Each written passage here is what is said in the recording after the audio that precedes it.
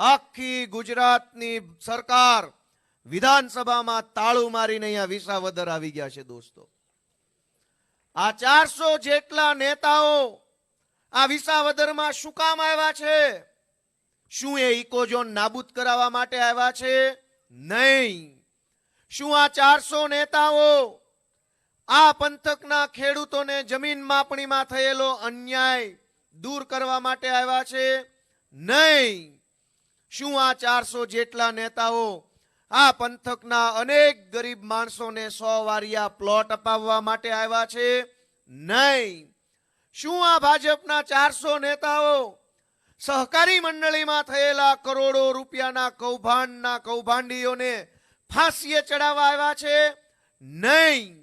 શું આ 400 નેતાઓ આ પંથકની અંદર ગયા વર્ષે ટેકાના ભાવના ખરીદી કેન્દ્રમાં થયેલા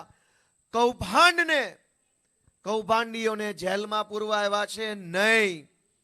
દોસ્તો, આખા ગુજરાતના ભાજપના નેતાઓ વિસાવદરની બજારમાં ફરે છે, ભેસાણમાં ફરે છે, જુનાગઢ ગ્રામ્ય પંથકમાં, દૂર દૂર સુધી છેવાડાના ગામ, જે ગામમાં તલાટી મંત્રી નથી આવતા એ ગામમાં કેબિનેટ મંત્રીઓ આંટા મારી રહ્યા દોસ્તો। પણ શું કામ?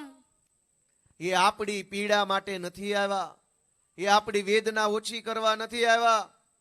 એ લોકો દોસ્તો આપણો મત પડાવી જવા માટે અને મેણું ભાંગવા માટે આવ્યા છે।